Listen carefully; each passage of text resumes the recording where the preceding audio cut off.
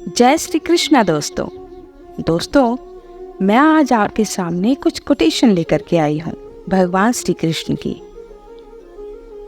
कहते हैं कि ईश्वर ने हमारे भाग्य में जो लिखा है उसे हमसे कोई नहीं छीन सकता, लेकिन अगर हमें अपने ईश्वर पर सच्चा भरोसा है तो हमें वो भी मिल सकता है जो हमारे भाग्य में नहीं लिखा होता।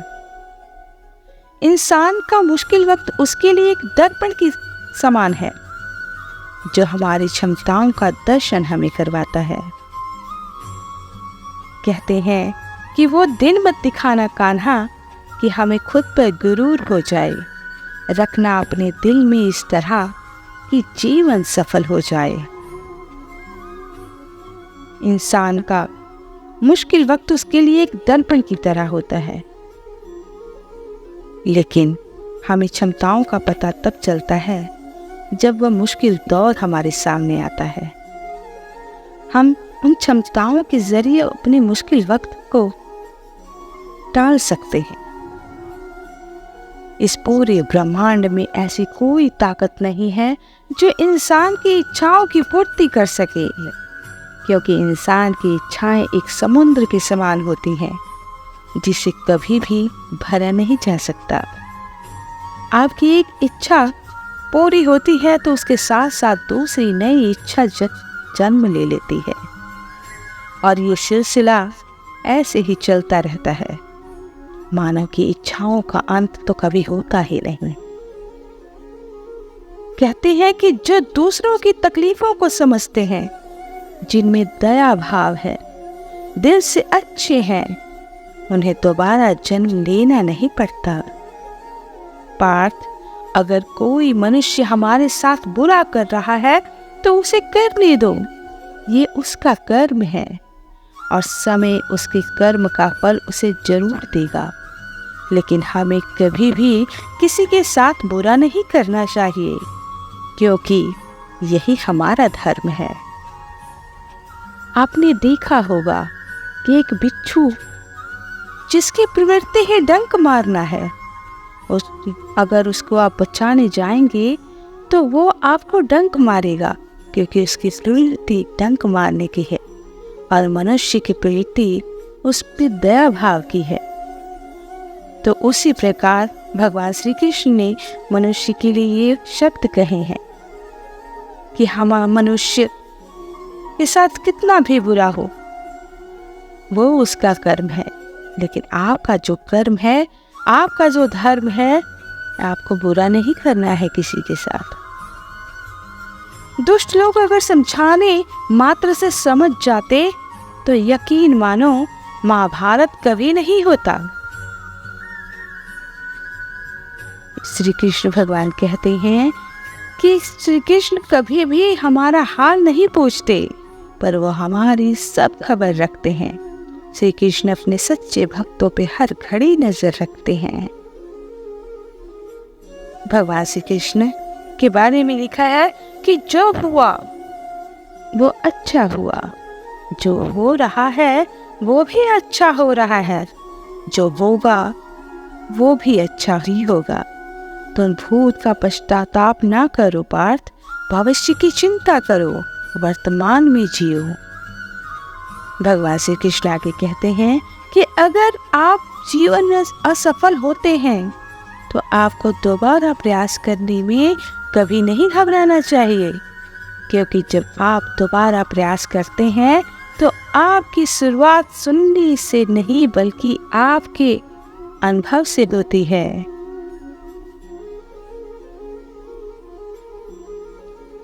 भगवान श्री कृष्ण कहते हैं कि जिंदगी में सदैव अवसरों का आनंद लेना चाहिए, लेकिन किसी के भरोसे को तोड़कर कभी नहीं।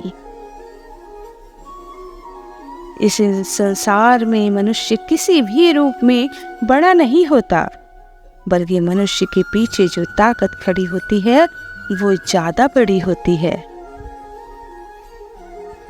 आगे भगवान श्री कृष्ण फरमाते हैं कि मनुष्य अपने सच्चे हृदय से जो दान दे सकता है वो अपने हाथों से नहीं दे सकता, और मौन रहकर हम जो कह सकते हैं वो हम अपने शब्दों से नहीं कह सकते।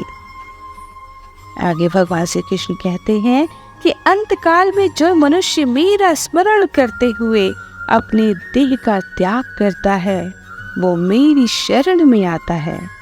इसलिए मनुष्य को चाहिए कि अंतकाल में मेरा चिंतन करे। आगे भगवान श्री कृष्ण कहते हैं कि जिस व्यक्ति के पास संतुष्टि नहीं है उसे कितना भी मिल जाए वो संतुष्ट नहीं हो सकता, वो सदैव ही असंतुष्ट ही रहेगा। भगवान श्री कृष्ण आगे कहते हैं कि जिस व्यक्ति को आपकी कद्र नहीं है उसके साथ खड़े रहने से अच्छा है आप अकेले रहें। यदि आप किसी के साथ मित्रता नहीं कर सकते तो उसके साथ शत्रुता भी नहीं करनी चाहिए। आगे भगवान श्री कृष्ण कहते हैं कि जब आपके जीवन में चारों ओर हताशा और निराशा हो, जब दुखों ने आपको हर जगह से घेर रखा हो, तब आप सच्चे मन से श्री कृष्ण जी के नाम का दीपक जलाना और अपना सब हाल श्री कृष्ण को सुना देना। श्री कृष्ण स्वयं आपके सब दुख हरने आएंगे। तुम उसके लिए शोक करते हो जो शोक करने के योग्य ही नहीं है। बुद्धिमान व्यक्ति ना तो जीवित और ना ही मृत व्यक्ति के लिए शोक करते हैं। मनुष्य का जीवन केवल उसके कर्मों पर चलता है। जैसा कर्म होता है वैसा उसका जीवन होता है। क्रोध की अवस्था में भ्रम जन्म लेता है। भ्रम बुद्धि को नष्ट कर देती है और बुद्धि के नष्ट होते ही व्यक्ति पतन को प्राप्त हो जाता है। प्यार और तकदीर कभी साथ नहीं चलते, क्योंकि जो तकदीर में होते हैं उनसे कभी प्यार नहीं होता और जिससे हमें प्यार हो जाता है वो तकदीर में नहीं होता। भगवान श्री कृष्ण आगे कहते हैं कि खाली हाथ आए खाली हाथ वापस चले जाओगे। आज तुम्हारा है, कल किसी और का था, परसों किसी और का होगा।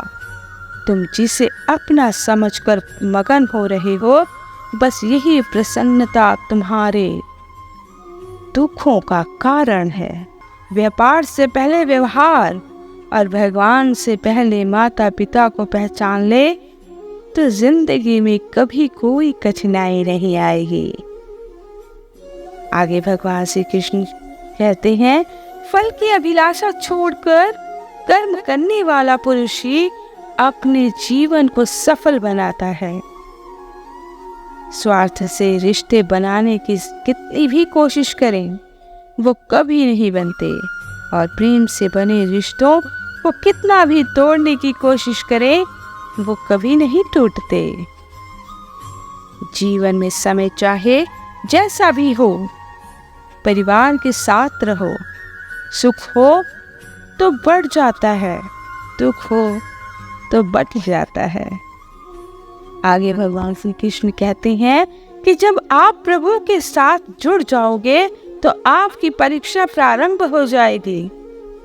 कुछ लोग इसे दुख समझते हैं तो कुछ लोग प्रभु की कृपा।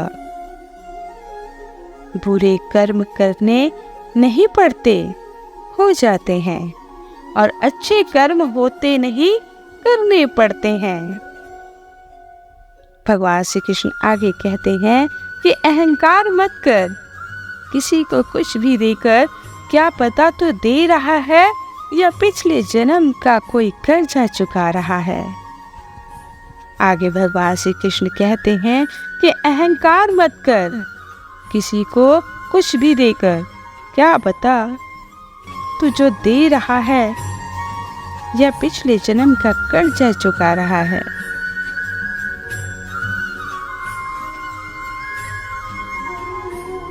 प्रेम और आस्था दोनों पर किसी का जोर नहीं। ये मन जहाँ लग जाए वही ईश्वर नजर आता है। जीवन में आधे दुख इस कारण जन्म लेते हैं क्योंकि हमारी आशाएं बड़ी होती हैं। इन आशाओं का त्याग करके देखो, जीवन में सुख ही सुख है। राधा कृष्ण का मिलना तो बस एक बहाना था, दुनिया को प्यार का सही मतलब समझाना था। राधा ने भगवान श्री कृष्ण से पूछा, प्यार का असली मतलब क्या होता है? श्री कृष्ण ने हंसकर कहा कि जहाँ मतलब होता है वहाँ प्यार ही कहाँ होता है। जीवन ना तो भविष्य में है और ना ही अतीत में है, जीवन में तो बस इस पल में है कि केवल इस पल में। प्रेम का ऐसा अनुभव है जो मनुष्य को कभी परास्त नहीं होने देता, और घृणा एक ऐसा अनुभव है जो मनुष्य को कभी जीतने नहीं देती। लोग कहते हैं अपनों के आगे झुक जाना चाहिए, किंतु सच बात तो ये है कि जो अपने होते हैं वो कभी झुकने ही नहीं देते। इस संसार में मूर्ख व्यक्ति, अधर्मी, अज्ञानी व नास्तिक, प्रकृति का व्यक्ति मेरी शरण स्वीकार नहीं कर सकता। जीवन में आधे दुख इस कारण जन्म लेते हैं क्योंकि उनसे आशाएं बड़ी होती हैं। इन आशाओं का त्याग करके देखो, जीवन में सुख ही सुख है। जो दूसरों की तकलीफों को समझते हैं, जिनमें दया है, दिल से अच्छे हैं, उन्हें दोबारा जन्म लेना नहीं पड़ता। यदि कोई व्यक्ति प्रेम से, भक्ति से पुष्प, फल, जल भी मुझ पर चढ़ा दे तो उसी भाव से उसे स्वीकार करता हूँ, वो मेरा प्रिय भक्त होता है। मन की गतिविधियाँ, होश, श्वास और भावनाओं के माध्यम से भगवान की शक्ति सदा तुम्हारे साथ है और लगातार तुम्हें बस एक साधन की तरह प्रयोग कर सके सभी कार्य कर रही है।